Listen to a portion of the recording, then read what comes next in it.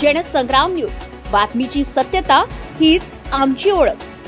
सेलू बाजार समितीमध्ये शेतकऱ्यांना नाश्त्याची सोय बंद, मद्यपींच्या आवारावरून संताप. शेतमाल विक्रीसाठी बाजार समितीत येणाऱ्या शेतकऱ्यांसाठी गेल्या 6-7 महिन्यांपासून नाश्त्याची व्यवस्था बंद असल्याचा आरोप होत आहे. पहाटेपासून कष्ट करून माल घेऊन येणाऱ्या शेतकऱ्यांना तासनतास बाजार समितीत थांबावं लागतंय.